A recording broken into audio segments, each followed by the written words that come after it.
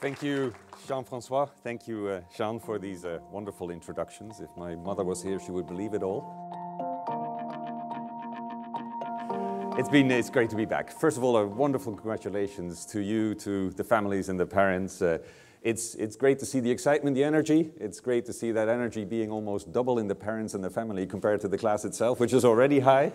I remember the day really, really well. I mean, sitting in these benches, kind of excited, looking back at the years, very busy with jobs, but still primarily excited. There's only two things that I don't remember. One is getting back home from the graduation party in the evening. I really don't know anymore. And that doesn't really bode well for you and the possible headaches that you may have tomorrow. But the second one is, and that one I share with Jean and with Jean-François, I have absolutely no clue who was my graduation speaker at that point in time. So that doesn't bode well for me for the next 15 minutes that I've been asked to occupy for you. But what I can say is that the courageous decisions that you graduates took to take a year out of your professional life and invest it in your education, in your personal development, and in your leadership skill will catapult you in an amazingly exciting life that you can even possibly imagine. And I can only speak about 25 years after graduation, but I'm sure it will continue also for me and my classmates going forward. It's going to be incredibly exciting. It's going to be crazy. It's going to be wonderful. It's going to be painful. It's going to be emotional. It's going to be full of loving, caring, and mad moments. And most lives in the world are roller coaster rides. But because you are now part of the top league in this world, the amplitudes of both sides are going to be a lot bigger. And that makes it, and it's going to make it for all of you, an amazing and a wild ride.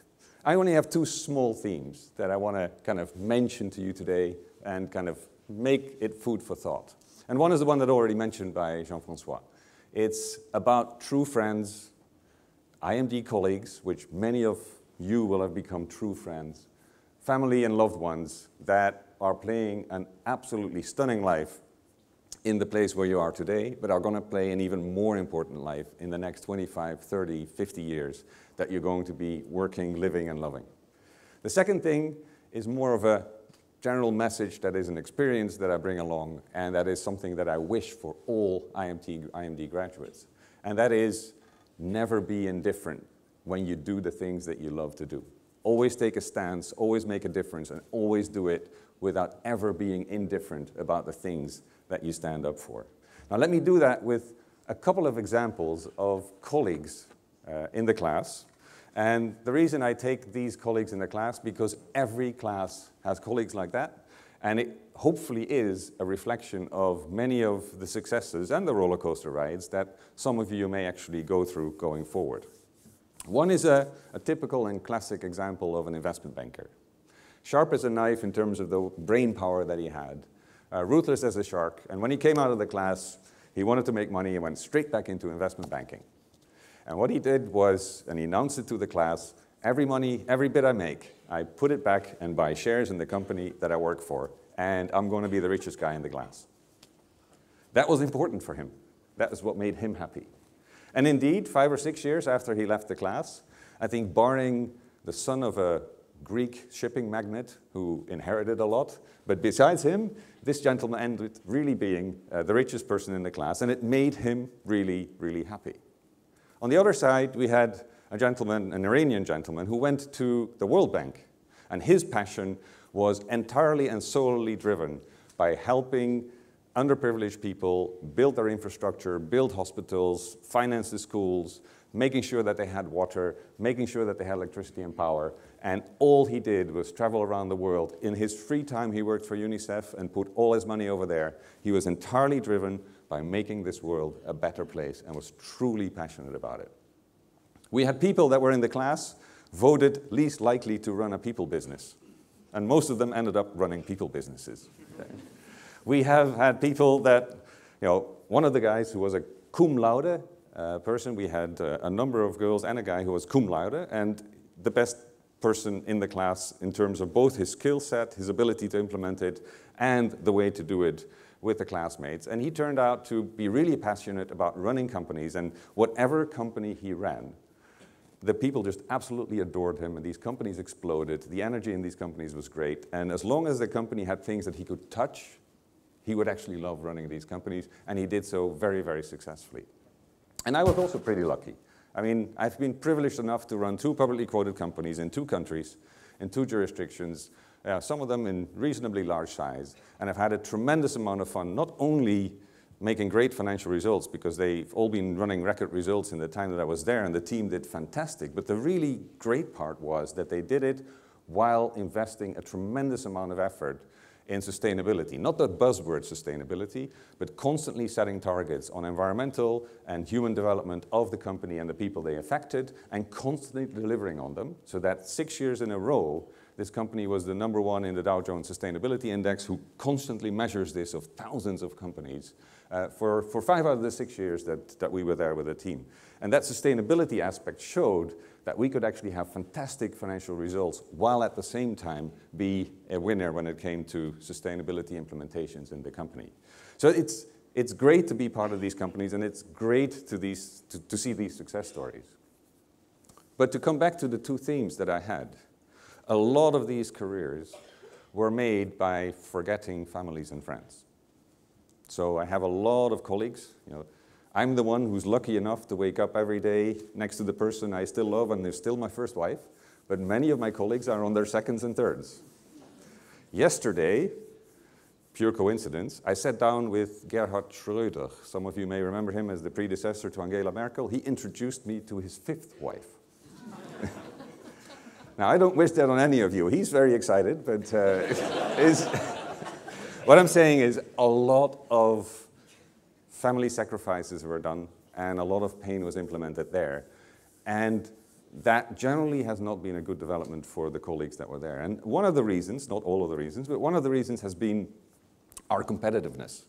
You are competitive, otherwise you wouldn't be here. Right? And this competitiveness is a genetic trait. As long as it gets tinged, off we go, and we're competitive. And we're good at it, and we put all our energy and our intelligence into winning. Right? And that is great, but it often creates a bit of a tunnel view.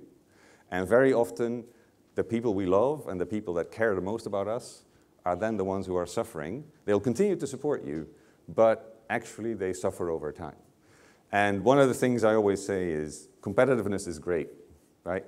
Compete as much as you can, but make sure you do it in those areas where it really is important, and make sure that you don't forget to invest at least as much time in family, true friends, IMD colleagues, and everybody that you love.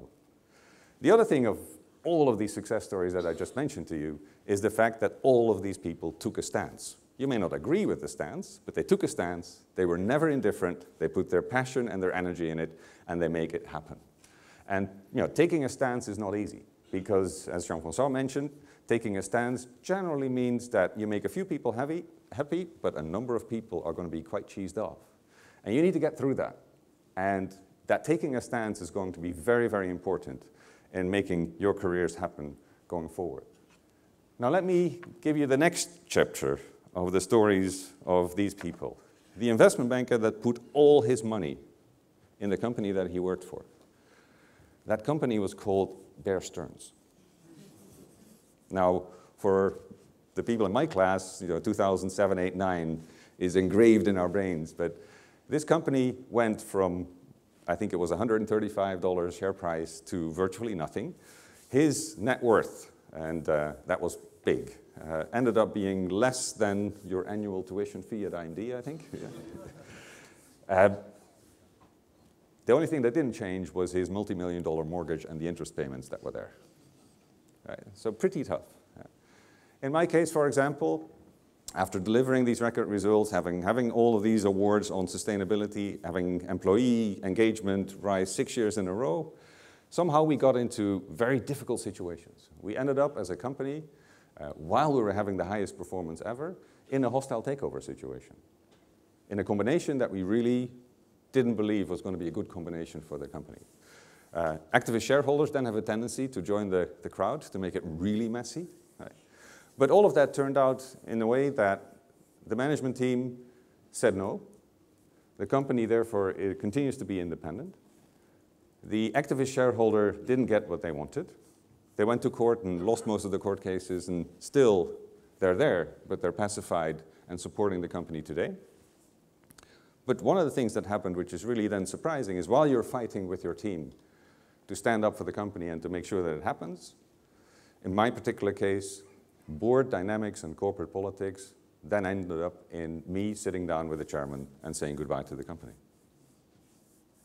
The cum laude gentleman, the one that could fire up every company that was there, he decided on a Saturday afternoon to actually do some garden work. And because there was a lot of debris coming off the trees, he thought it was a really good idea to light it up and get rid of it. But when he threw in the match, he forgot that he stood in the middle of the fumes. His kids remember a human torch walking through the garden. He was not part of the Fantastic Four. And the only thing they recognized when they went to the hospital was the barbecue smell, because their dad was irrecognizable. The three examples I'm giving you is fantastic things that have happened to all of these people have resulted either in a money scare and serious money trouble, in a career scare, and in a health scare. And whereas I hope that none of these things happen to any of you, some of them in some form or fashion may actually happen to you as well. And the great thing that happened to all of these people is that the class of MBA graduates, in my case 1993, and I think it is a reflection of what you are in terms of the tightness of the class, they rose up together, grabbed these people under the shoulders, and actually made sure that they could stand up and be totally successful again. Many of the people have had plain successful careers going through. Some of them have had real bumps in the roads, and whenever there was a bump in the road, the rest of the class was there to support them. Absolutely brilliant, and I really wish that if anything happens to one or more of you in the class, that you have that same commitment going through. That banker, with the help of his IMD colleagues, found another job with another bank, and is today at least as rich as he was when he proudly announced it 5 years after the IMD class. But he now has a family, a couple of kids, and he realizes that he can achieve what he wanted while having a life and not despite not having a life. He's truly a happy man and has, based on that incredible experiences that he had, really developed in a different way. I thought a 20 billion company was a big company to run. Today I'm associated as a board member of a 200 billion company doing absolutely amazing things in terms of market capitalization, 200 billion, doing amazing things when it comes to developing healthcare for the next generation. The projects that I'm going through are as exciting, if not more exciting, that I've been through at the time, also because a lot of the IMD colleagues were there to support. The gentleman that was unrecognizable for his kids, after going through a number of oil baths and sprays and treatments, the black dropped off, and the same guy came out in pink. Took 6 months to recover. Today you won't see anything anymore, but what really changed was what happened between the ears, and he's invested all his money in hospitals, in trauma care, and in care for the elderly, and he is totally passionate on making the life of the less privileged better, and is supporting it with all his energy and his experience, and makes a real difference in life. Truly first great, then difficult, and then absolutely great stories again coming through. And the common thing has been they took a new stance when they went through the difficult times, and they could count on their IMD colleagues, on their family, and their true friends when it came to a tough and a hard time.